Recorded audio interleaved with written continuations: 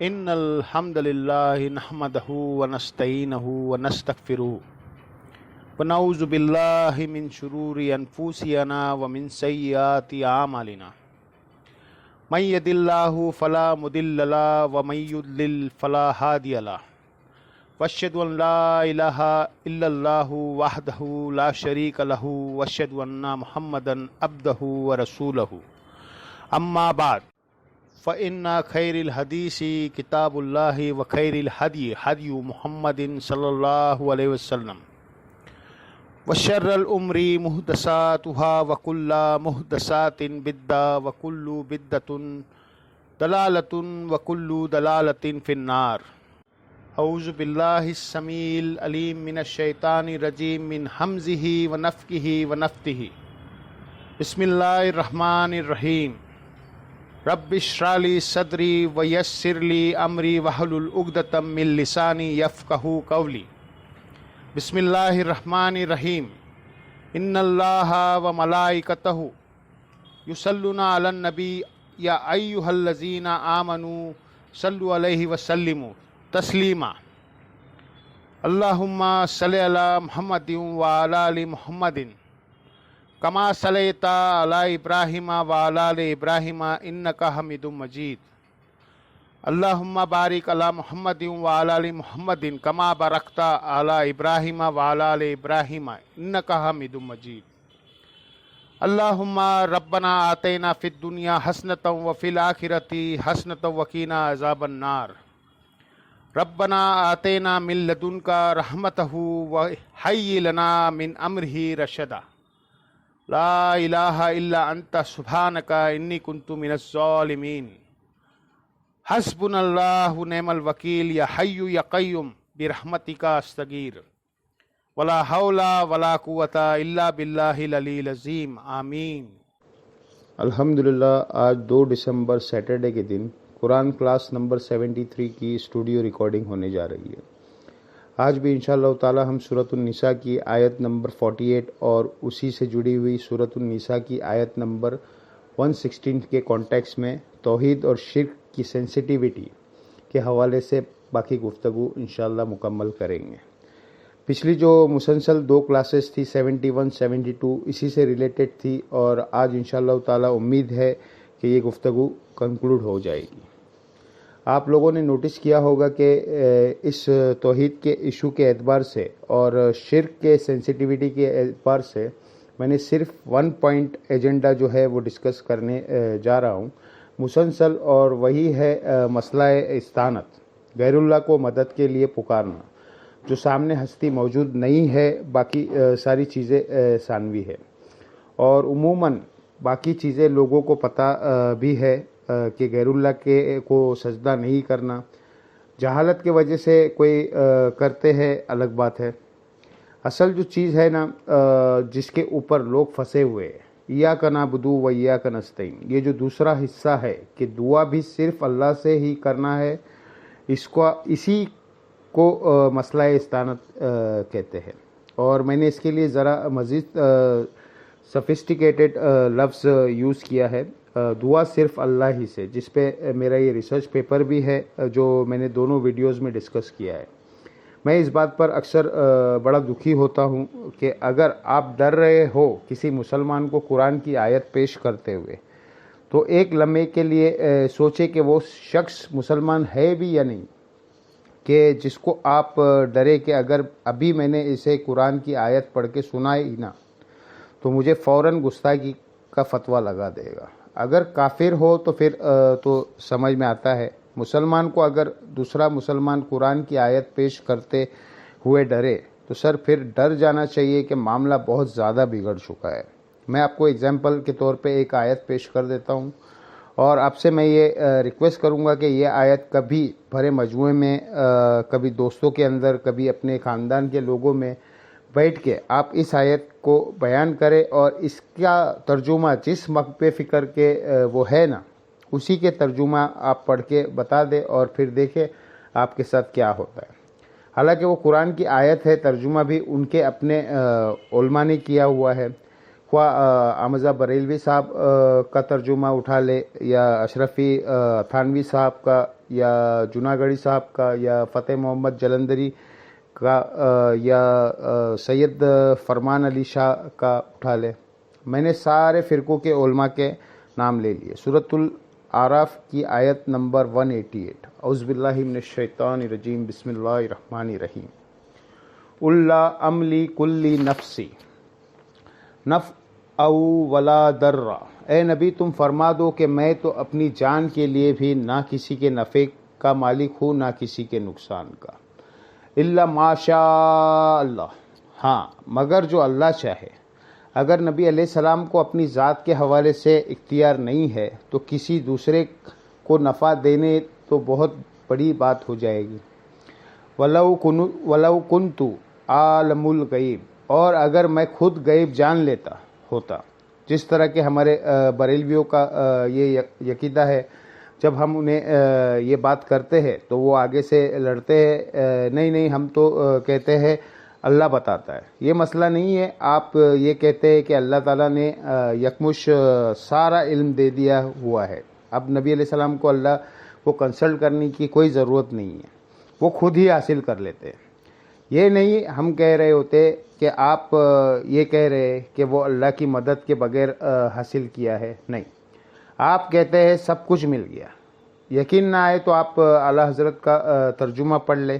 الرحمن علم القرآن خلق الانسان علم البیان. اس کا ترجمہ انہوں نے کیا ہے کہ اللہ تعالیٰ نے انسانیت کی جان حضرت محمد صلی اللہ علیہ وسلم کو پیدا کیا اور ما کانا و ما یکون کو علم انہیں سکھا دیا.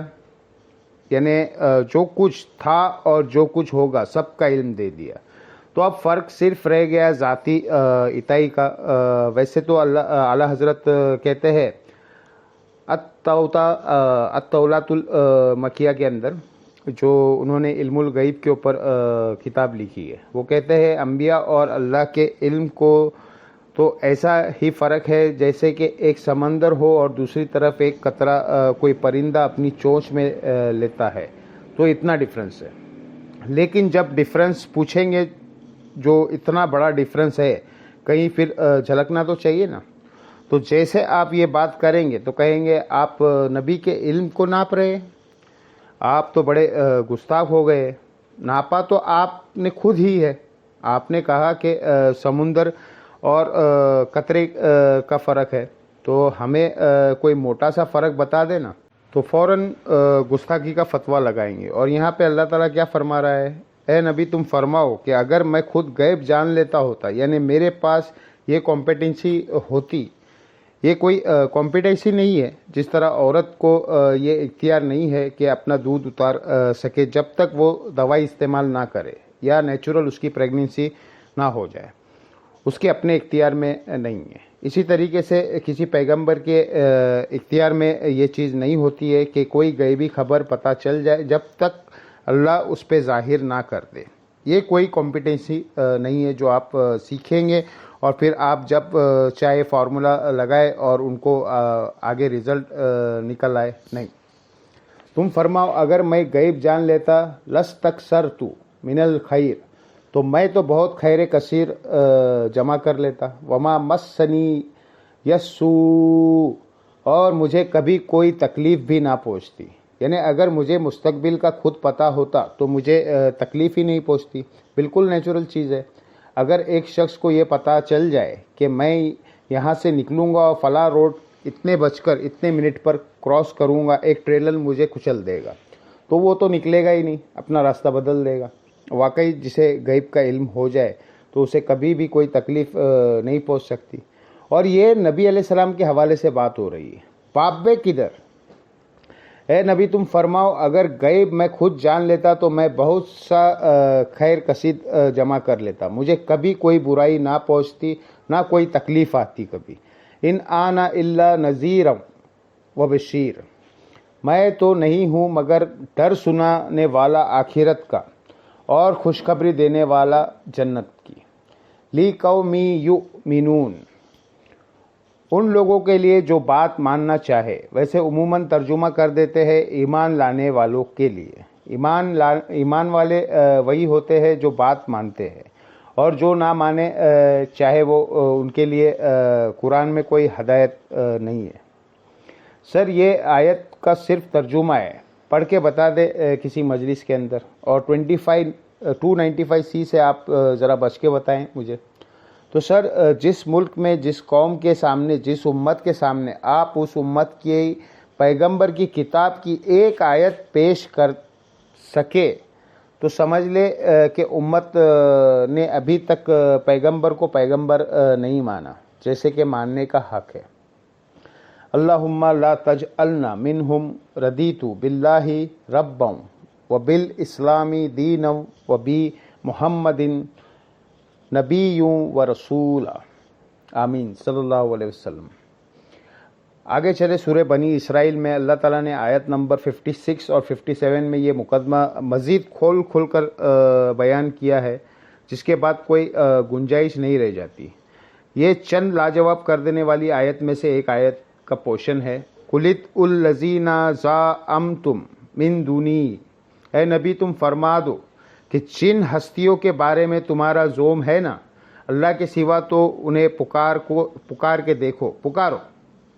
فلا یملکن کشف الضر عنکم والتحویلا، نہ تو وہ تم سے کوئی تکلیف دور کر سکیں گے نہ بدل سکیں گے۔ وہ کہتے جو بندہ 11ویں دیتا ہے نا، تو یا تو اس کی تکلیف دور ہو جاتی ہے یا وہ بدل کے کسی دوسرے پہ ڈال دیتے ہیں، حضرت صاحب پھیر دیتے ہیں دشمنوں کے اوپر۔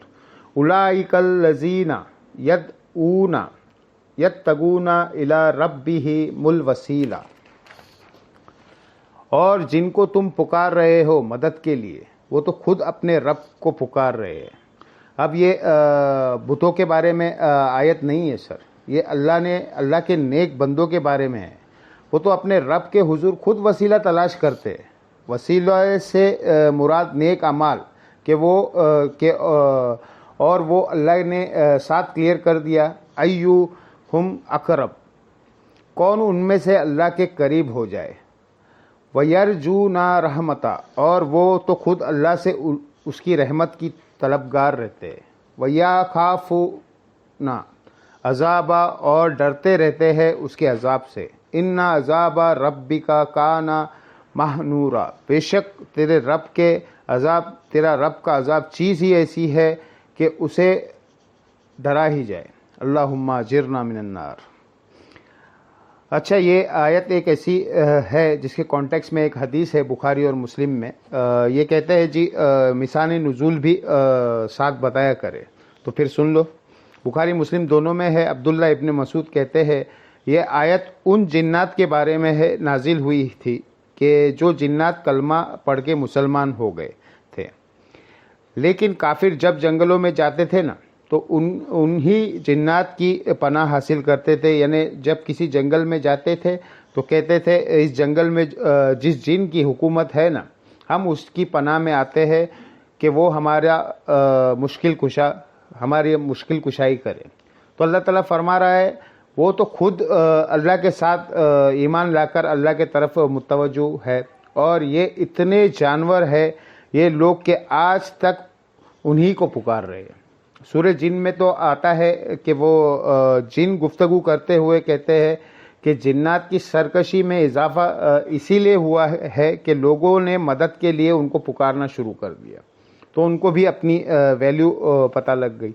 تو یہ آیت کے کانٹیکس میں بخاری مسلم میں حدیث ہے دونوں میں کہ یہ ان جنات کے بارے میں ہے جو خود مسلمان ہو چکے تھے، یعنی یہ بتوں کے بارے میں نہیں ہے۔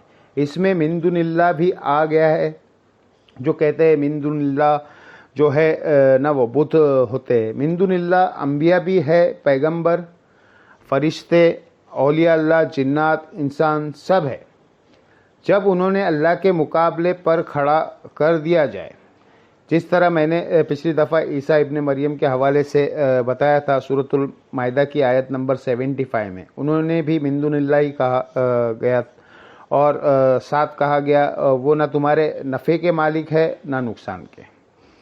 اور سر سورۃ الانعام میں اور سورہ یونس میں وہ آیت تھوڑے سے فرق کے ساتھ ریپیٹ ہوئی ہے، وَإِسْتَسْقَى اللَّهُ بدر فلا کاشف لہ الا ہو، اگر اللہ کسی کو پکڑ لے، مصیبت میں اسے تکلیف میں ڈال دے، تو اس کو پھر کوئی دور نہیں کر سکتا سوائے اللہ کے۔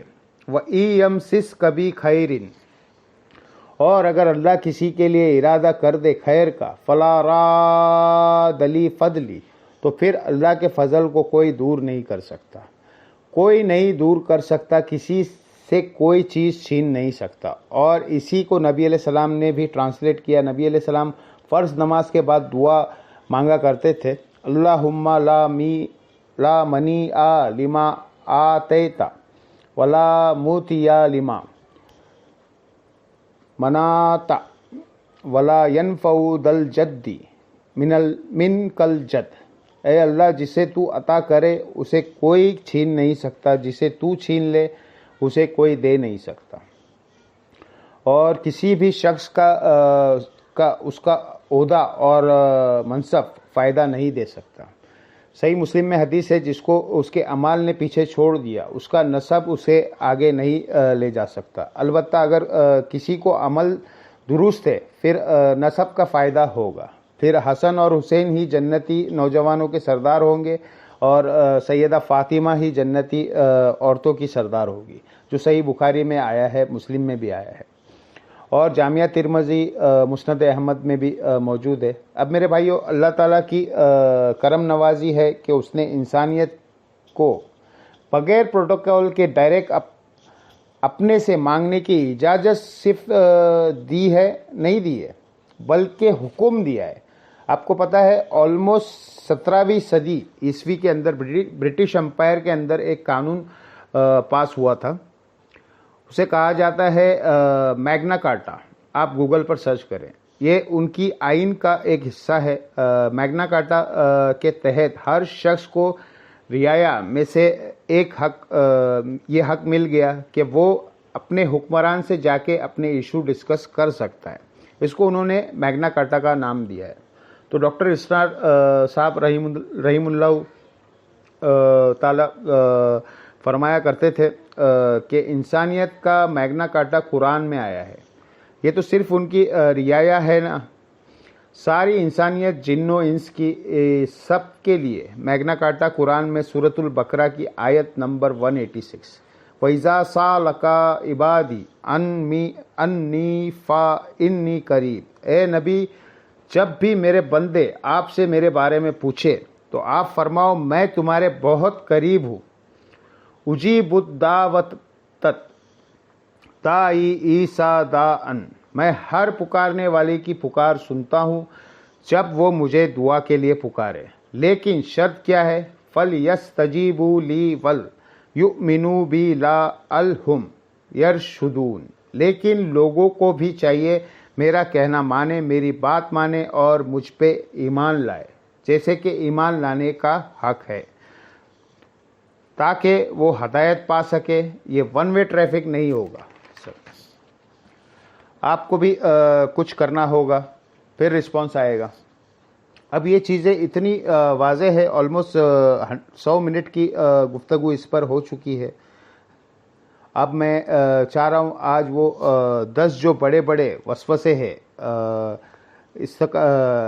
اشکالات کے ہے، دھوکے ہیں جو علماء سو نے اپنی پبلک کو دیے ہیں اپنی یہ بات منوانے کے لیے کہ بابوں کو پکارنا، ولیوں کے پکارو، پیغمبروں کو، فرشتوں کو پکارو، بس اللہ کو نہ پکارو۔ اور جب کوئی کہے اللہ کو پکارو تو کہتے ہیں پیچھے تو اللہ ہی ہے، اللہ کو اور نبی کو پیچھے کر دیتے ہیں، نبی کے مقابلے میں اپنے اپنے بزرگ کھڑے کر دیے۔ جب ہم کہتے ہیں یار یہ تو قرآن میں تو یہ لکھا ہے، وہ کہتے ہیں ہمارے بزرگوں کو قرآن نہیں آتا تھا اور ہمارے بزرگ تو وہی کچھ بتا رہے ہیں، پیچھے نبی بھی پیچھے۔ جب توحید کی بات کرے کہ بھائی اللہ سے دعا مانگو، وہ کہتے ہیں ہم تو بزرگوں سے بھی مانگتے ہیں تو وہ خود دیتے ہیں، وہ اللہ سے لے کے دیتے ہیں، پیچھے اللہ ہی ہے، اللہ بھی پیچھے، نبی بھی پیچھے، اور بابے آگے ہے۔ اور جو کہتا ہے یار ان کو ہٹاؤ بابوں کو، اس کو بڑے آسان الفاظ میں کہتے ہیں مرنے سے پہلے اے مسلمان کر لے اس پہ غور، کتابوں کا خدا اور ہے، بابوں کا خدا اور۔ اس کے خلاف ہو جاتے ہیں کہ یہ کہتا ہے دو خدا ہے۔ نہ سر، خدا ایک ہی ہے، لیکن جن کوالٹیز کے ساتھ آپ کے بابوں نے بتایا ہے وہ کوالٹیز وہ نہیں ہیں جو آسمانوں سے نازل ہوئے دین ہے۔ گویا کہ پھر الگ ہی اپنا خدا بنا لیا، اگرچہ مان اسی کو رہے ہیں آپ۔ وہ 10 اشکال میں ایک ایک کر کے بیان کروں گا۔ 5 قرآن کے حوالے سے ہے وہ اشکال، اور 5 سنت یعنی حدیث کے حوالے سے۔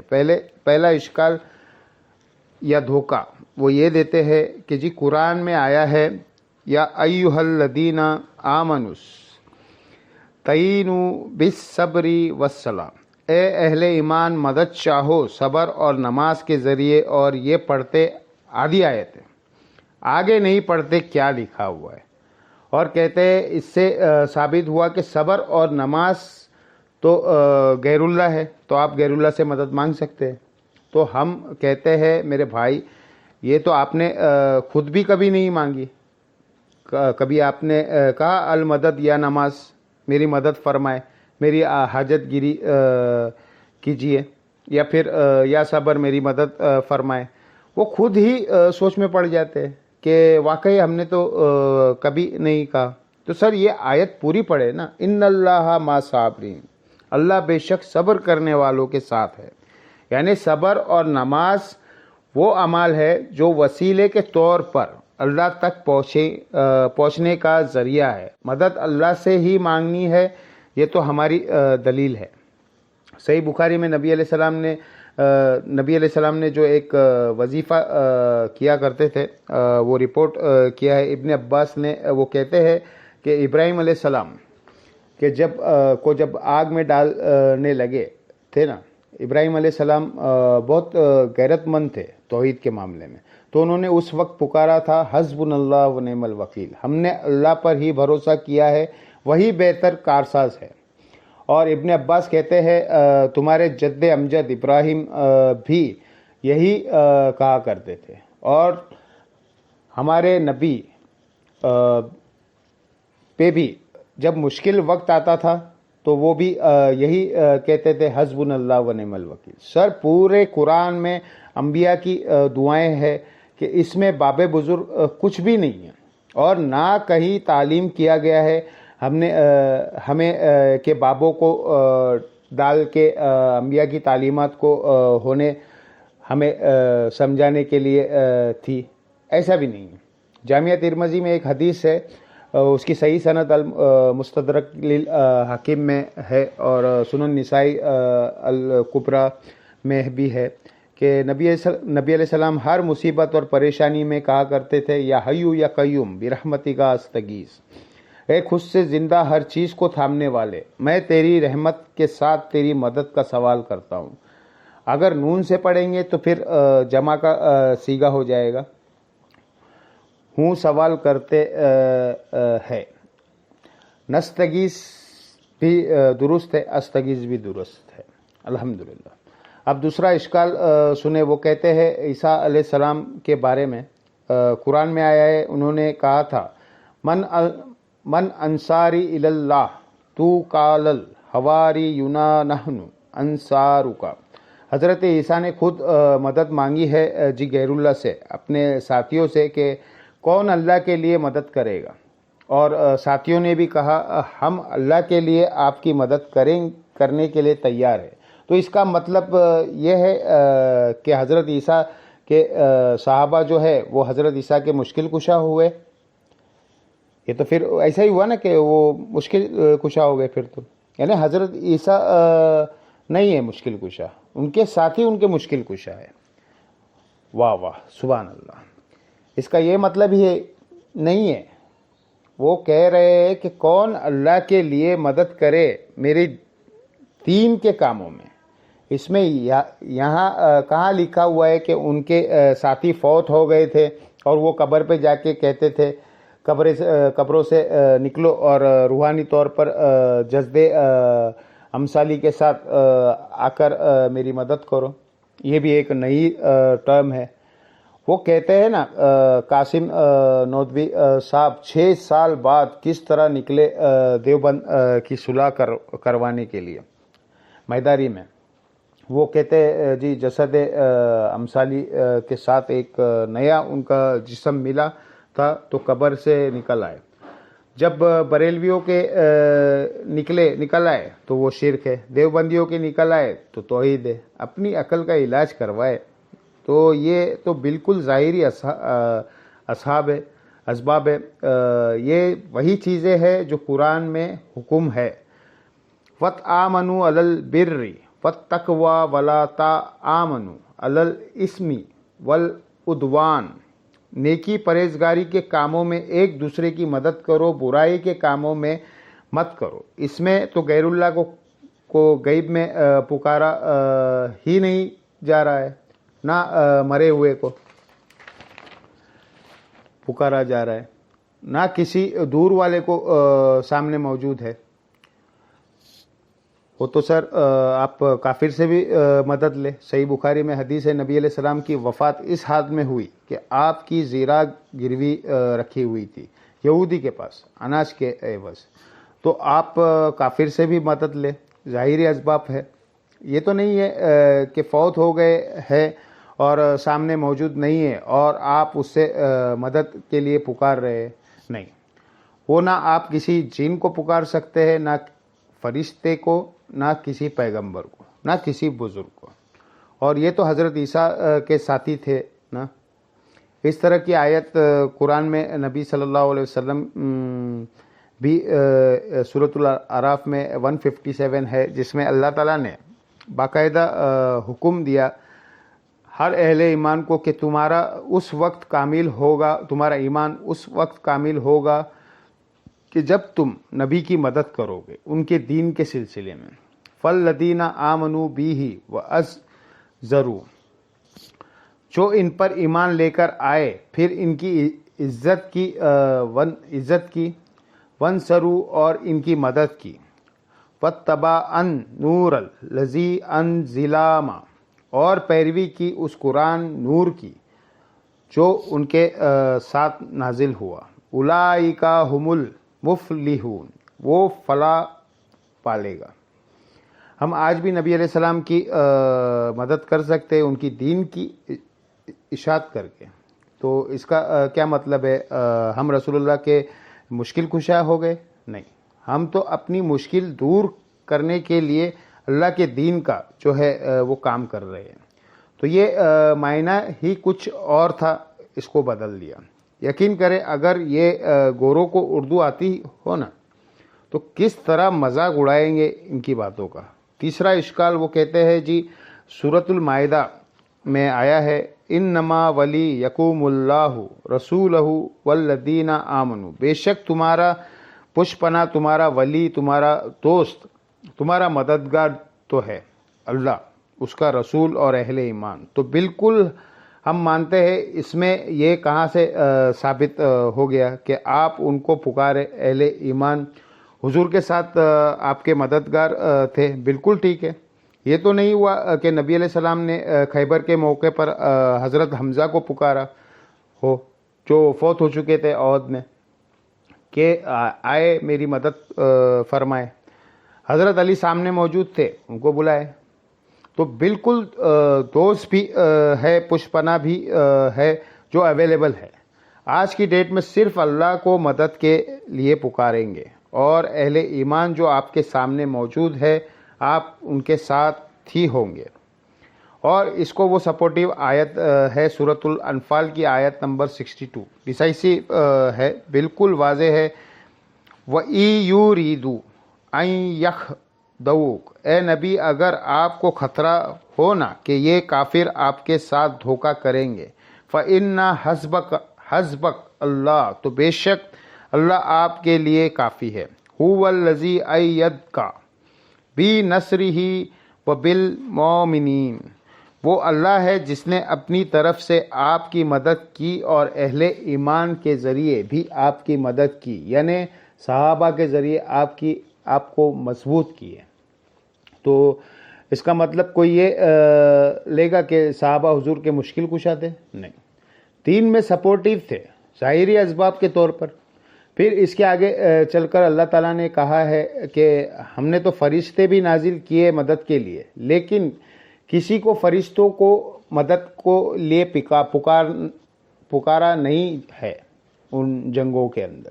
پھر 64 نمبر آیت میں آتا ہے یا ایھا النبی، اے اللہ کے نبی، حسبک اللہ، اللہ آپ کو کافی ہے، ومنت تب کا من المؤمنین، اور جو آپ کی اتباع کرنے والے مومنین ہے وہ بھی آپ کو کافی ہے۔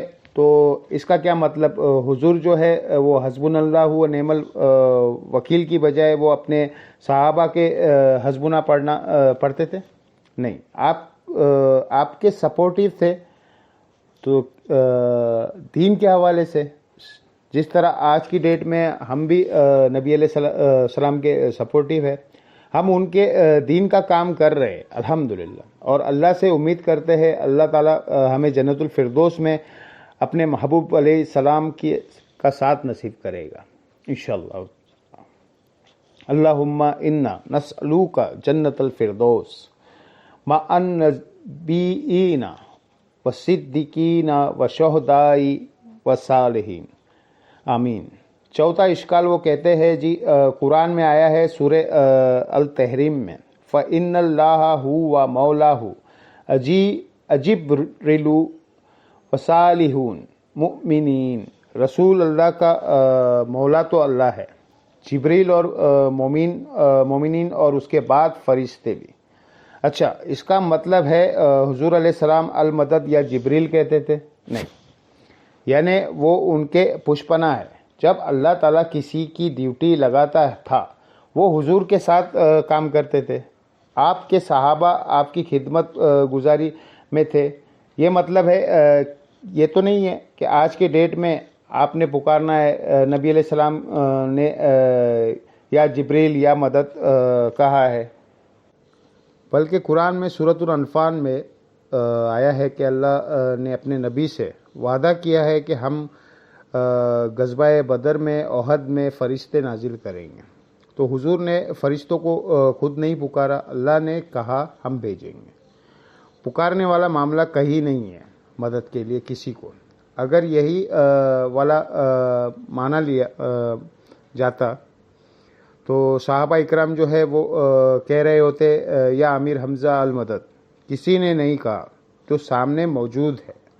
پانچواں اشکال وہ کہتے ہیں جی قرآن میں سورہ التوبہ میں آیا ہے وما نقاموا الا ان اغناہم اللہ ورسولہ من فضلہ، کیا ان کو یہی بات بری لگی نا کہ جو اللہ نے رسول نے اپنے فضل سے انہیں غنی کر دیا۔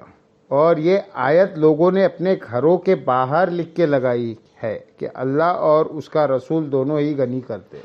سر یہ آیت اتنی لمبی آیت ہے جس کا یہ ایک چھوٹا سا ٹکڑا ہے، سورہ التوبہ کی آیت نمبر 74، جس میں نبی علیہ السلام پہ جو قاتلانہ حملہ ہوا تھا، جس پہ میری یوٹیوب پہ ایک ویڈیو بھی ہے رسول اللہ کا قاتل کون، اس کے اندر یہ والا پورشن ڈسکس ہوا ہے کہ ان کو کیا یہی بات بری لگی کہ اللہ تعالیٰ نے اپنے فضل سے اور رسول نے اپنے فضل سے ان کو غنی کر دیا۔ یہ بات ان کے لیے تکلیف دہ ثابت ہوئی۔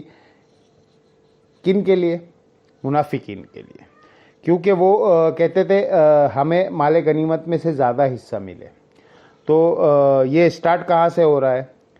یخلفون باللہ ما قالوا، یہ اللہ کی قسمیں کھاتے ہیں، وَلْقَدْ قَالُوا کلیمۃ الکفر، حالانکہ وہ کفر کر چکے ہیں، وَكَفْرُوا بَعْدَ اسلامہم، اور کفر اختیار کیا اسلام کے بعد، وَهَمُّوا بِمَا لَمْ يَنَالُوا، اور انہوں نے وہ ارادہ کیا تھا جس میں کامیاب نہیں ہوئے، یعنی حضور کو شہید کرنے کا تبوک سے واپسی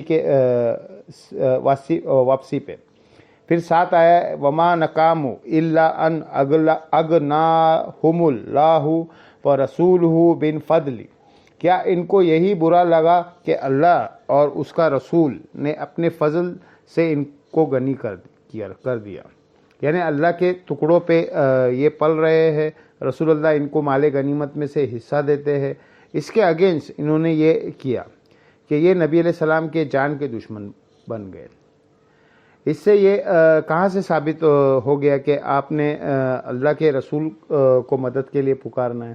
یہ چیز ہی نہیں، کچھ اور ہی تھی، اور انہوں نے کچھ اور بنا دیا۔ کانٹیکسٹ بالکل واضح ہے، اور اس کو سپورٹیو وہ جو میں نے پچھلی دفعہ بیان کی تھی بخاری اور مسلم دونوں کی، کہ 70 صحابہ کو جب دھوکے سے شہید کرنے لگے تو انہوں نے کیا کہا؟ اے اللہ ہمارے نبی کو ہمارے حال کی خبر کر دینا، ہم اپنے رب سے مل رہے ہیں اس حال میں کہ ہم اپنے رب سے راضی ہے، ہمارا رب ہم سے راضی ہے، ہم حضور کے دین پہ ثابت قدم ہے، اے اللہ ہمارے نبی تک ہماری یہ خبر پہنچا دینا۔ اور بخاری کے الفاظ ہے حضرت جبریل نے آ کر خبر دی، انہوں نے یہ بھی نہیں کہا کہ اے جبریل آپ خبر پہنچا دے، یا رسول اللہ انظر حالنا، انہوں نے نہیں کہا، انہوں نے کہا اے اللہ آپ خبر کر دے۔ تو اس سے 3 عقیدے میں نے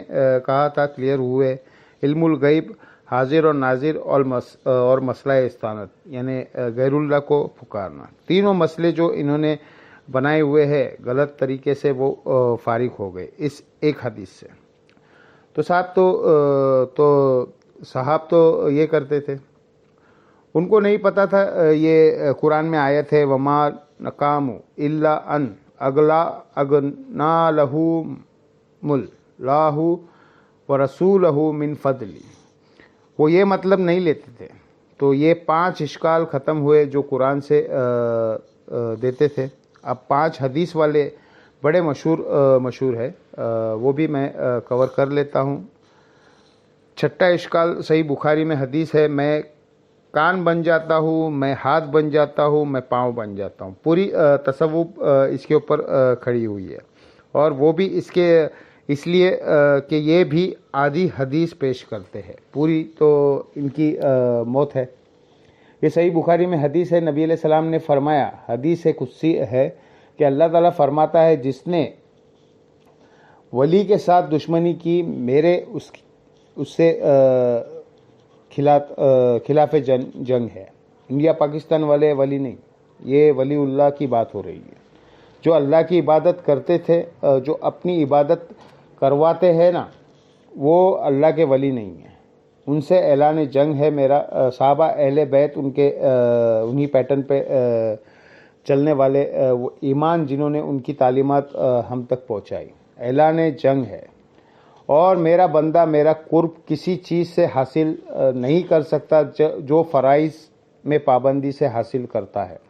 پہلی چیز فرض ہے، پھر نوافل کے ذریعے میرا اتنا قرب حاصل کرتا ہے کہ میں اس کے کان بن جاتا ہوں جس سے وہ سنتا ہے، میں اس کے ہاتھ بن جاتا ہوں جس سے وہ پکڑتا ہے، میں اس کے آنکھیں بن جاتا ہوں جس سے وہ دیکھتا ہے، میں اس کے پاؤں بن جاتا ہوں جس سے وہ چلتا ہے۔ بس اتنا کر کے وہ کہتے ہیں جس کے ہاتھ اللہ کے ہاتھ بن جائے پھر ادھر نہیں پہنچیں گے، یہ رزلٹ نکال دیتے ہیں۔ یہ عربی میں محاورے میں بات ہو رہی ہے، یعنی اس کو اوڑھنا بچھوڑنا بن جاتا ہوں، یعنی میں اسے اسپیشل پروٹیکشن دے دیتا ہوں۔ ایک بار جب وہ کوشش کرتا ہے تو پھر اس کے ہاتھ پاؤں کان آنکھیں میری اطاعت میں ہی اٹھتی ہے۔ وہ کہتے ہیں یہ تو وہ پہلے ہی کر رہا تھا، تب بھی اس کو انعام ملا، پھر انعام کیا ہوا؟ پہلے تو اس نے کوشش کی، انعام اس کو یہ ملا کہ اللہ اس کے استقامت دیتا ہے۔ تو قرآن میں بھی آیا ہے قُلْ إِنَّ صَلَاتِهِ وَنُسُكِهِ وَمَحْيَايَ وَمَمَاتِي لِلَّهِ رَبِّ الْعَالَمِينَ، اے نبی تم فرماؤ بے شک میری نماز، میری قربانی، میرا جینا، میرا مرنا سب اللہ کے لیے۔ اچھا، اس حدیث کا اگلا حصہ نہیں پڑھتے، اگلے الفاظ ہے کہ جب وہ مجھ سے کوئی دعا کرتا ہے میں دعا قبول کرتا ہوں، اور جب مجھ سے پناہ طلب کرتا ہے میں اپنے دشمن کے اگینسٹ، تو میں اسے پناہ عطا کرتا ہوں۔ تو میرے بھائی، جس کو ہاتھ اللہ خود بن چکا ہے، وہ دشمن کی گردن خود ہی کیوں نہیں مروڑ لیتا؟ اللہ سے کیوں مانگ رہا ہے؟ اس لیے کہ نہیں ایسا کر سکتا، اللہ ہی سے مانگنا ہے، ورنہ وہ کہتے تھے ہے ہاتھ بن گیا ہے، پاؤں بن گیا ہے، تو اب وہ جو مرضی کرے۔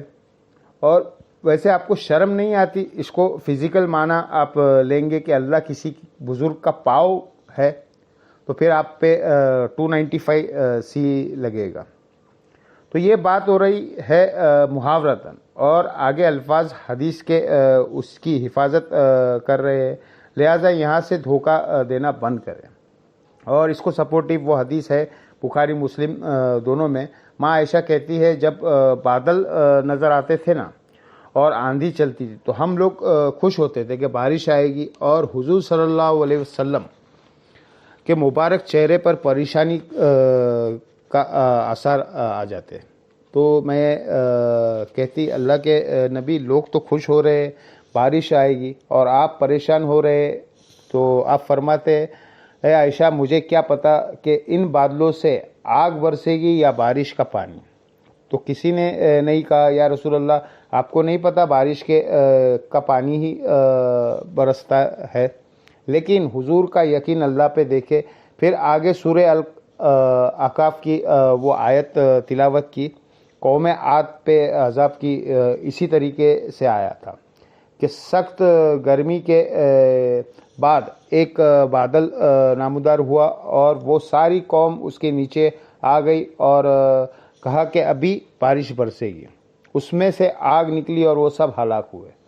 حضور نے کہا مجھے بتاؤ عائشہ، مجھے کیا پتا کہ اس بادل میں سے عذاب آنے والا ہے یا اللہ کی رحمت؟ اور پھر حضور علیہ السلام یہ دعا کیا کرتے تھے، اے اللہ اسے ہمارے لیے رحمت بنا دے جو بادل آئے۔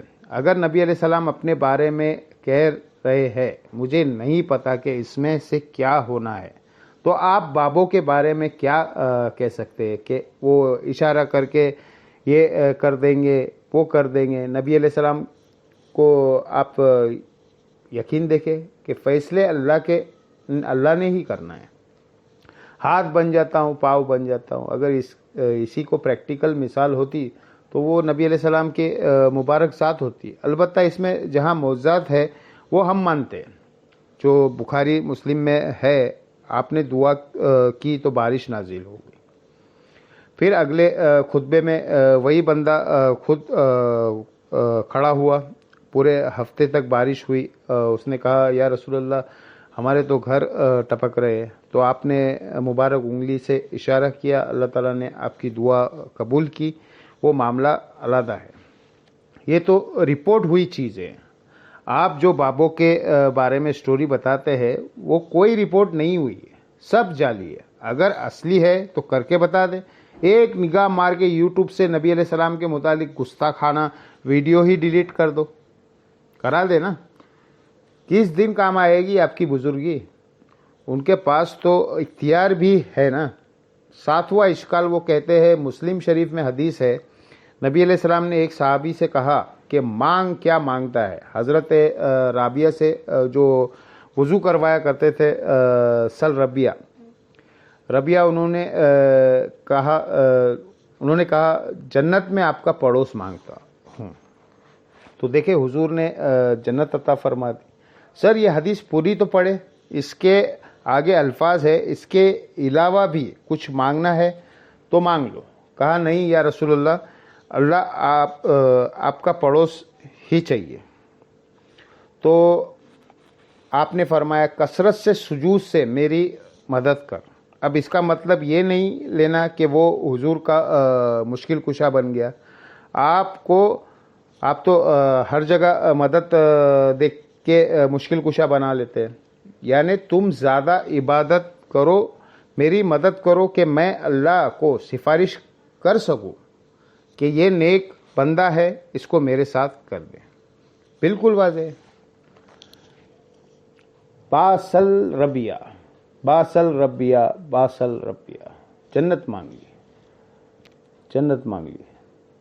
تو جنت تو انشاءاللہ آپ کو بھی مل جائے گی. صحیح مسلم میں حدیث ہے، جو اذان کا جواب دے اس کے بعد درود شریف پڑھے اور الوسیلہ والی دعا پڑھے، میری شفاعت اس کے لیے حلال ہو جائے گی. اللہم صلی علی محمد وعلی آل محمد. تو یہ تعلیم آپ کی دیکھیں کیا ہے. صحیح مسلم میں حدیث ہے، نبی علیہ السلام نے فرمایا، اے ابو ہریرہ، جو چیز تمہیں نفع دے اس کے لیے تم پوری کوشش کرو اور دیکھنا کاہلی سستی نہ کرنا اور اللہ سے مدد مانگ کے چلنا. پھر بھی رزلٹ تمہارے خلاف آئے تو کبھی نہ کہنا اگر میں یہ کر لیتا تو یہ ہو جاتا، اگر میں وہ کر لیتا تو وہ ہو جاتا. یہ اگر مگر شیطان کا دروازہ کھول دیتا ہے. یہ صحیح مسلم میں تقدیر والے چیپٹر میں آخری حدیث ہے، کتاب القدر چیپٹر کی. امام مسلم نے اس کے اوپر کنکلوڈ کیا ہے کہ تقدیر پہ کوئی تکیہ کر کے یہ نہیں ہے کہ کوشش چھوڑ دیں. یہ نہیں ہے کہ خالی پیپر پر درود شریف پڑھ کر پھونک آؤ، اس سے نہیں کوئی پاس ہوگا. تو نبی علیہ السلام تو کہتے ہیں مدد اللہ سے مانگنا، اور وہ ڈیسائسو حدیث ہے جو جامعہ ترمذی مشکات میں بھی موجود ہے. ابن عباس کہتے ہیں نبی علیہ السلام مجھے سواری کے پیچھے سوار کیا اور مجھے کہا، اے بیٹے، اللہ اکبر، اللہ کے حقوق کی حفاظت کر، اللہ تیری حفاظت کرے گا.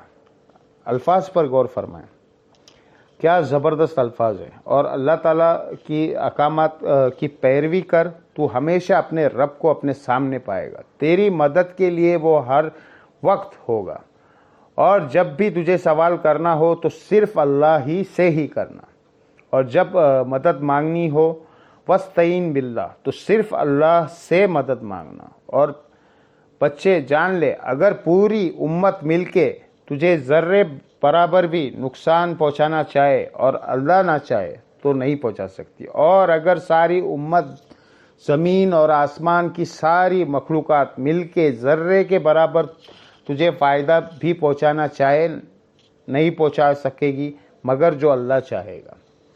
اور پھر حضور نے اس پر مزید مہر لگائی. یہاں پر فرمایا کہ تقدیر کے صحیفے خود ہو چکے ہیں، خشک ہو چکے ہیں اور قلم اٹھا لیے گئے. یعنی جو اللہ نے فیصلہ کیا ہے نا وہی ہونا ہے. یہ حدیث کتنی ڈیسائسو ہے. نبی علیہ السلام اپنے اصحاب کی تربیت کرتے تھے کہ مانگنا ہے تو اللہ سے ہی مانگنا ہے. 8واں اشکات وہ کہتے ہیں جی ایک صحابی کی پنڈلی ٹوٹ گئی، صحیح بخاری میں آتا ہے، اور حضور کے پاس پنڈلی لے کر آ گیا. حضور نے ہاتھ پھرا کر جوڑ دی. بخاری مسلم میں ہے اصوبہ جشم مولا علی کو ہوا، حضور نے تھوک مبارک لگائی، ٹھیک ہو گئے. بخاری مسلم میں آتا ہے بارش نہیں ہو رہی تھی، حضور نے دعا کی، بارش شروع ہو گئی. جتنے حضور کے معجزات ہے حضور سے وہ کہتے ہیں آپ حضور سے مدد مانگیے. آج اگر نبی علیہ السلام دنیا میں موجود ہو تو ہم اپنا ہر مسئلہ حضور کے پاس ہی لے کے جائیں گے. مسئلہ ہے حضور کی وفات کے بعد، جب ہم ان سے کمیونیکیٹ نہیں کر سکتے. یہ تو مجھ سے فقی لے لے. ثقیفہ بنی ساعدہ کے اندر جو کچھ ہوا جس کی وجہ سے آج تک امت 2 ٹکڑے ہے، سنی شیعہ اختلاف، جو تو مولا علی اور ابو بکر کیوں نہیں حضور کے قبر پہ چلے گئے، بلکہ میت بھی باہر تھی 2 دن تک کے. یا رسول اللہ فیصلہ کرے آپ کا سکسیسر کون ہے. نہیں. جنگ جمر صفین نروان کے وقت کسی نے روضہ شریف پہ جا کے حضور سے مشورہ کیوں نہیں کیا؟ سیدہ عائشہ 47 سال تک اس حجرے میں رہی جہاں پہ قبر مبارک تھی، کوئی مشورہ کچھ بھی نہیں. آپ کے فضائل درود شیخ زکاریہ لکھتے ہیں، تبلیغی جماعت والے، اور دعوت اسلامی کے الیاس قادری صاحب فیضان سنت میں، کہ 555 ہجری میں شیخ احمد رفاعی کے لیے حضور نے قبر سے ہاتھ باہر نکال دیا اور 90,000 لوگوں نے یہ منظر دیکھا. اس زمانے میں جب مسجد نبوی میں 90,000 کا مجموعہ بھی نہیں تھا کہانی. اور دیکھنے والوں میں شیخ عبد القادر جیلانی کا نام بھی ذکر کیا جاتا ہے، اور وہ بیچارے دیکھتے ہی رہے، ہاتھ نہیں چومے، انہوں نے ہاتھ نہیں چوما، اور ان کے مرید نے چوم لیا، شیخ احمد رفاعی نے. سب کہانیاں جوڑی ہوئی ہیں، جوڑتے رہے. یہ کوئی صحابہ کے ساتھ نہیں ہوا. تو یہ جو معجزات ہے ہم آج بھی مانتے ہیں، حضور موجود ہو. اور میں اب اس سے زیادہ سخت بات کرتا ہوں، برا نہیں ماننا. اگر کسی کو یقین ہے کہ ایسا ہوتا ہے تو اپنی ایک پنڈلی کی قربانی دے نا، خود ہی توڑ کے لے آئے. روضہ شریف تک ہم اسے پہنچا دیں گے، ویزا ٹکٹ وغیرہ وہاں پہ روضہ شریف پر لے جاتے ہیں. جائے اپنی پنڈلی جوڑ کے بتائے. ان کو بھی پتہ ہے نہیں جڑے گی. ہاں، نبی علیہ السلام اگر دنیا میں موجود ہو تو یقیناً ہاتھ پھیرنے سے یہ ہو جائے گا. حضور کی وفات کے بعد کیا لوگ قبر سے جا کر مانگا کرتے تھے؟ بخاری مسلم میں یہ معجزہ پیش کرتے ہیں کہ 1500 صحابہ کے لیے پانی کے چشمے جاری ہو گئے، مبارک انگلیوں سے بالکل ہوئے. لیکن حضور کی وفات کے بعد کیا قبر سے جا کر کوئی کہتا تھا کہ آپ انگلیوں سے چشمے جاری کریں؟ اور میں نے تو بتایا صحیح مسلم میں ایک حدیث ہے، حضرت عمر نے ایک سفر کے دوران حضور کو پانی جمع کر کے کہا، یا رسول اللہ آپ اپنا مبارک ہاتھ رکھ کر دعا فرمائے، اس میں سے چشمے جاری ہو. اور وہی حضرت عمر، صحیح بخاری میں 1010 نمبر حدیث ہے، وہ کہتے ہیں انا کننا نتوسل الیک بنبینا، اے اللہ پہل ہم اپنے نبی کے وسیلے سے آپ کے پاس آتے تھے، یعنی حضور کے ذریعے آپ کی طرف متوجہ ہوتے تھے. حضور کی دعا کی برکت سے بارش نازل ہوتی تھی. اب ہم آپ کے نبی کے چچا کو لے کے آئے ہیں، ان کی دعا کی برکت سے آپ بارش نازل فرمائیں، بارش ہو جاتی. تو حضرت عمر کہہ سکتے تھے نا، یا رسول اللہ جب آپ قبر سے باہر تھے تو آپ چشمہ جاری کرتے تھے، اب آپ قبر میں ہے تو کوئی مسئلہ نہیں ہے. احمد رفاعی کے لیے تو آپ نے نکلنا ہی ہے.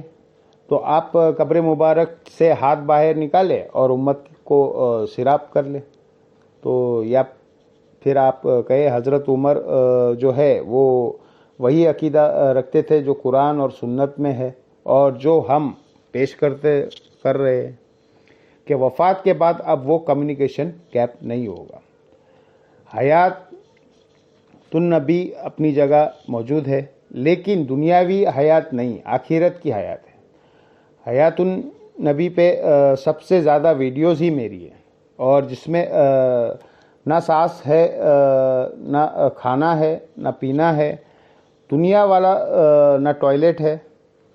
آج بھی قبر مبارک آپ کھودیں تو نبی علیہ السلام اسی حالت میں لیٹے ہوئے ہوں گے جس طرح آج سے 1400 سال پہلے آپ کو دفنایا گیا تھا. کوئی سانس نہیں لے رہا ہوگا، اسی حالت میں ہوں گے آپ. اسی زندگی کو آبزرو کر ہی نہیں سکتے. تو یہ پیش کرنا معجزات کے ذریعے یہ بالکل جھوٹ ہے. نووا اشکال وہ کہتے ہیں جی اس کو بدل کے شعر بنا دیا ہے. آج لے ان کی پناہ، آج مدد مانگ لے ان سے، پھر نہ مانگیں گے قیامت میں گر مان گیا. اعلیٰ حضرت کا شعر ہے کہ قیامت میں تو نے بھی حضور سے شفاعت کروانی ہے، تو آج کیوں نہیں حضور کو مدد کے لیے پکارتا؟ سر اس لیے پکاریں گے کیونکہ حضور سامنے ہوں گے صلی اللہ علیہ وسلم. دنیا میں بھی جب سامنے موجود تھے تو حضور کو اپنے مسئلے بتانے تھے. آخرت میں بھی جب نبی علیہ السلام سامنے آئیں گے تو ان کو ہی ہم اللہ کے حضور اپنے وسیلے کے طور پہ پیش کریں گے. انہی کے ہاتھ پہ شفاعت کا دروازہ کھلے گا. لیکن یہ بیچ والا پورشن آپ نے کہاں سے نکال لیا؟ تو حدیث صفات والا معاملہ ڈیفرنٹ ہے. وہ کہتے ہیں جی مصنف ابن ابی صحابہ میں ایک روایت ہے اور حافظ ابن کثیر نے بھی نقل کی ہے. سورہ نساء کی آیت نمبر 64 ہے. وَلَوْ أَنَّهُمْ إِذْ ظَلْمُوا أَنفُسَهُمْ جَاءُوكَ، جب اپنی جانوں پر ظلم کرو تو حضور کی خدمت میں حاضر ہو جاؤ، حضور شفاعت کریں گے تو اللہ توبہ قبول کرے گا. اس آیت کے کانٹیکس میں ابن کثیر بھی لے کے آئے ہیں کہ ایک جو ہے عربی حضور کی قبر پہ حاضر ہوا اور کہا یا رسول اللہ، قرآن میں تو حکم ہے، ہاں یہ حکم ہے، حضرت عمر کو نہیں پتا تھا، دیکھیے، اور ایک پینڈو کو پتہ چل گیا. اپنی عقل کا علاج کروائیں. اسی لیے کہا گیا ہے نا، علیکم مس سنتی و سنت الخلفائے راشدین المہدیین. صحیح بخاری میں 110 میں حضرت عمر کہہ رہے، اللہ جب تک نبی موجود تھے ہم ان کو وسیلے کے طور پہ پیش کرتے تھے، اب ان کے چچا کو لے کے آئے ہیں. تو حضرت عمر کو نہیں پتا تھا. میں جا کے ڈائریکٹ قبر پہ جا کے وَلْأَنَّهُمْ إِسْجَلْمُ أَنفُسْهُمْ جاؤ کا پڑھ لو. Point to be noted. تو وہ کہتے ہیں خواب میں حضور کی زیارت ہوئی اور کہا کہ عمر کو میرا سلام کہنا اور ان قریب بارش ہو جائے گی. اور کئی کہتے ہیں قبر سے آواز آ گئی، عمر کو سلام کہنا اور اسے کہنا عوام پہ نرمی کرے. سر مسنن ابی شعبہ میں روایت ہے نا، اس میں عامش مدلس ہے اور ان سے روایت کر رہا ہے اور سما کی تصریح نہیں ہے. اور صحیح مسلم کے مقدمے میں امام مسلم نے یہ پیٹرول لکھا ہے کہ مدلس کی ان والی روایت سما کی تصریح کے بغیر، حدثنا اخبرنا کے بغیر قابل قبول نہیں ہوگی. ایک جعلی روایت کو لے کے عقیدہ کھڑ رہے ہیں جو بخاری کی 110 حدیث ہے کے بھی خلاف ہے اور قرآن کی اس آیت کے کانٹیکس کے بھی خلاف ہے. سر یہ قرآن ذرا کھولے، سورہ نساء کی آیت نمبر 64 میں اللہ تعالیٰ نے منافقین کو کہا ہے کہ یہ طاغوت کے پاس فیصلے کرواتے تھے، حالانکہ نبی علیہ السلام کو اپنا حکمران مانا ہوا تھا. اوپر سے کلمہ گو تھے، اندر سے منافق تھے. تو اللہ تعالیٰ نے فرمایا کہ اب جو انہوں نے ظلم کیا نا تو اپنے فیصلے کافروں سے کروایا، تو اب ان کو چاہیے حضور کے سامنے آئے، حضور سے معافی مانگے، آپ صلی اللہ علیہ وسلم اللہ کے حضور ان کی شفاعت کرے کہ جو انہوں نے مس بیہیو کیا کہ بجائے حضور کے جج ماننے کے جا کے یہودیوں سے فیصلہ کروایا، پھر اللہ ان کو معاف کر دے گا. وہ تو کانٹیکس ہی ڈیفرنٹ تھا، اس کو آپ نے پکڑ کے حضور کی وفات کے بعد کیسے لگا دیا. وہ کہتے ہیں جی آیت جنرلائزڈ ہے. اچھا جنرلائزڈ ہے تو وَلَوْ أَنَّهُمْ إِسْسَلْمُوا أَنفُسَهُمْ جَاؤُوكَ، اس کے تحت ثقیفہ بنی ساعدہ پھر کیوں ہوا؟ جنگ جمال صفین نروان کیوں ہوئی؟ صحابہ کیوں نہیں قبر رسول سے جا کے فیصلہ کروائے؟ اس وقت تو قبر میں بھی نبی علیہ السلام گئے تھے. 2 دن تک کے میت مبارک باہر تھی، جنازہ جاری تھا. کسی کو وسوسہ بھی نہیں آیا کہ حضور سے ہی جا کے پوچھ لے، کیونکہ اس زمانے میں عقیدہ نہیں ہوا کرتا تھا. یہ آج کے جھگڑے ہیں جی، عطائی ذاتی مستقل بذات، غیر مستقل بذات، پتہ نہیں کیا کیا کہانیاں بنائی ہوئی ہے. جناب صحیح مسلم میں حدیث ہے، ایک صحابی نے حضور کے سامنے خطبہ دیتے ہوئے کہا، میں یوتی اللہ و رسولہ فقط رشدہ، جو اللہ رسول کی اطاعت کرے وہ کامیاب ہوا. وَمَن يَعْصِهِمَا، اور جس نے ان دونوں کی نافرمانی کی، فقط گواہ، وہ گمراہ ہو گیا. آپ نے فرمایا بِئْسَ الْخَطِیبُ انتا، کتنا برا خطیب ہے تو نے یہ کیوں کہا ان دونوں کی. حالانکہ جملہ کانٹیکس کے ساتھ درست تھا کہ جو اللہ رسول کی اطاعت کرے وہ کامیاب ہوا، جو ان دونوں کی نافرمانی کرے وہ ناکام ہوا.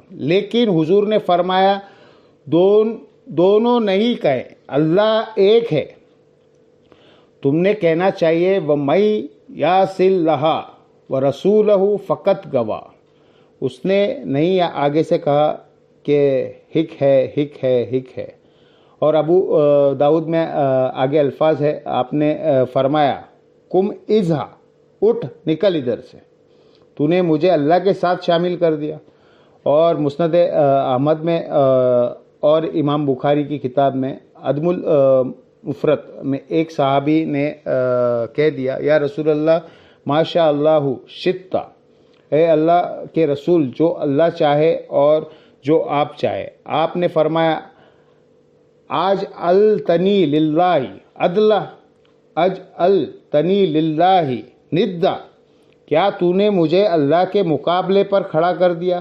کل مل ماشاء اللہ وحدہ، بلکہ کہ جو اکیلا اللہ چاہے. اس نے نہیں کہا یا رسول اللہ میں آپ کو عطائی مان رہا ہوں، غیر مستقل مزت مان رہا ہوں، اور میں اللہ کی اطاعت سے ہی مانگ رہا ہوں. اس زمانے میں کہانیاں نہیں ہوتی تھی، دین سیدھا تھا. آخری 10واں اشکال جس پہ میرا پورا لیکچر ہے،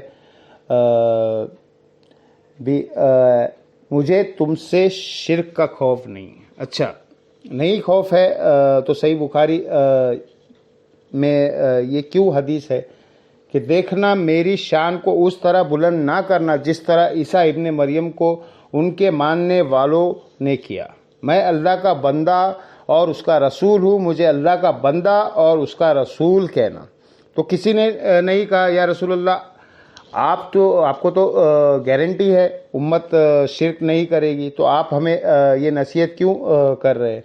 تو یہ حدیث بخاری مسلم میں کیوں ہے کہ آپ اپنے وفات کے دنوں میں اپنے چہرے مبارک سے چادر ہٹاتے ہوئے کہتے تھے لعن اللہ یہود و نصارہ، اللہ کی لعنت ہو یہود اور نصارہ پر، انہوں نے اپنے نبیوں کے قبروں کو سجدہ گاہ بنا دیا تھا. تم ایسا نہیں کرنا. اور اس کے آگے حضرت عائشہ کے الفاظ ہے اگر ہمیں یہ خطرہ نہ ہوتا کہ لوگ حضور کے قبر پر سجدے شروع کر دیں گے تو ہم ظاہرین کی زیارت کے لیے قبر کو کھلا چھوڑ دیتے، لیکن حضور ہمیں ڈرا رہے تھے اس لیے ہم نے اوپن زیارت کے لیے قبر کو نہیں چھوڑا بلکہ حجرے کے اندر ہی رہی.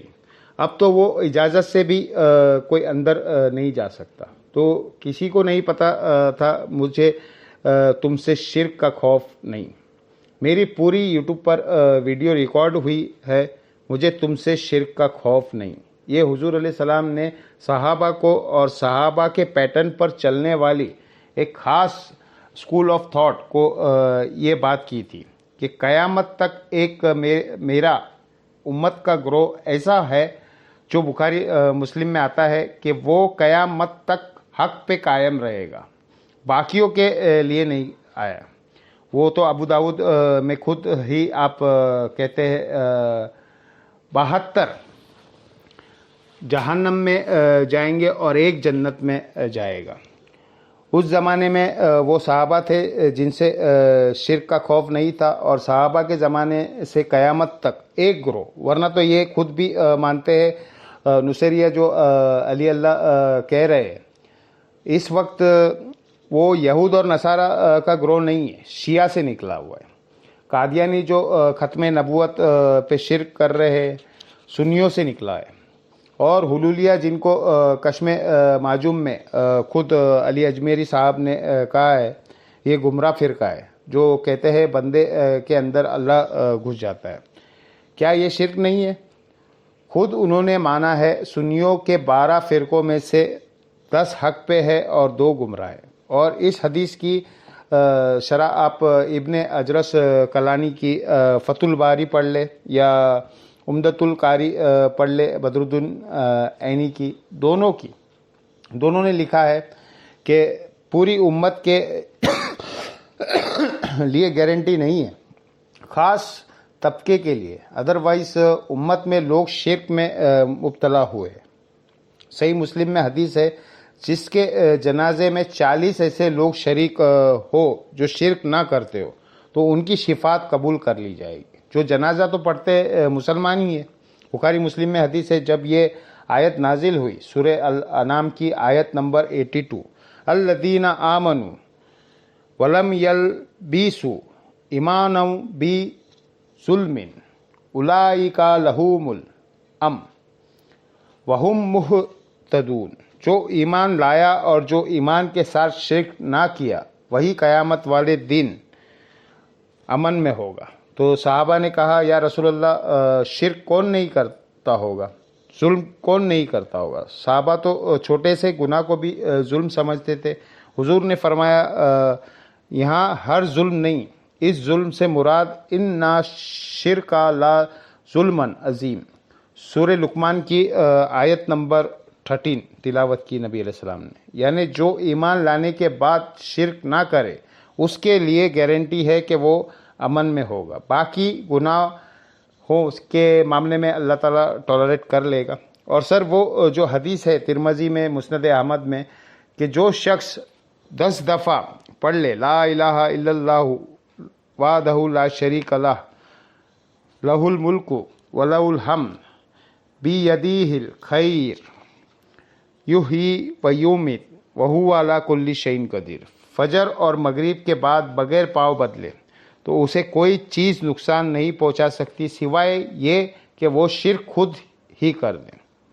تو اس کا مطلب ہے لا الہ الا اللہ پڑھ کے بھی اگر کوئی شرک کر رہا ہے نا، تو بے شک وہ نماز کے بعد لا الہ الا اللہ پڑھتے رہے، موت کے وقت بھی پڑھتے رہے، کوئی فرق نہیں پڑتا اگر ساتھ وہ شرک کر رہا ہے۔ سورہ یوسف میں آیا ہے کہ اکثریت لوگوں کی اللہ اس حال میں ایمان لاتی ہے کہ وہ شرک بھی کر رہی ہوتی ہے ساتھ۔ چلو مسلمان تو برا مانیں گے، غیر مسلم اللہ کو مانتے بھی رہے ہیں اور ساتھ ہی شرک بھی کرتے رہے۔ کرسچنس، ہندو اللہ کو مان رہے ہیں، ساتھ شرک بھی کر رہے ہیں۔ تو یہ پورا ڈیٹیل ٹاپک تھا، اس کے اوپر میں نے الگ سے ویڈیوز ریکارڈ کروا دی ہے۔ 5 لیکچرز تو میں بتا دیتا ہوں۔ نمبر 1، مجھے تم سے شرک کا خوف نہیں، رومن میں لکھے گا۔ نمبر 2، وسیلے کے ذریعے دھوکہ۔ نمبر 3، قصہ موسیٰ اور خضر۔ چوتھا، تخت بلقیس۔ 5واں، حضرت اویسی کرنی، وہ کہتے ہیں ویسی روحانی سلسلہ ہوتا ہے۔ یہ 5 لیکچر ہے، یعنی یہ 5 گھنٹے مزید ہے۔ ایک حدیث جے پی جی ڈسپلے کروائی ہے حدیث کے نمبر کے ساتھ۔ آخر میں حدیث بیان کرتا ہوں، بخاری مسلم دونوں میں حدیث ہے، تم بھی اگلے لوگوں کے راستے پر چل پڑو گے، قدم با قدم، بالش پر بالش، حتیٰ کہ ان میں سے کوئی گو کہ سراغ میں داخل ہوا تو تم بھی وہی کام کرو گے۔ صحابہ نے کہا، یہ اگلے لوگوں سے مراد کیا یہود اور نصارہ ہے؟ آپ نے فرمایا وہ مراد نہیں، تو اور کون مراد ہے؟ تو ڈاکٹر اشرف آصف جلالی صاحب نے کہا کہ یہاں یہود اور نصارہ کا فیشن مراد ہے، شرک یا عقائد مراد نہیں ہے۔ ہم نے کہا نا، اس حدیث کا بھی شان ارشاد موجود ہے جامعہ ترمذی میں اور مشکات میں کہ صحابہ کہہ رہے، ہم غزوہ حنین کے موقع پر ایک درخت کے پاس سے گزرے جسے ذات انوات کہا جاتا تھا، اور مشرکین عرب جنگ کے لیے اپنا اسلحہ اس پہ پہلے لٹکاتے تھے تاکہ اسے برکت حاصل کرے، ان کا عقیدہ تھا۔ اس سے ہم جنگ جیت جائیں گے۔ تو صحابہ نے جب دیکھا تو کہا یا رسول اللہ آپ بھی ہمارے لیے اس طرح کا کوئی درخت مقرر کر دیں۔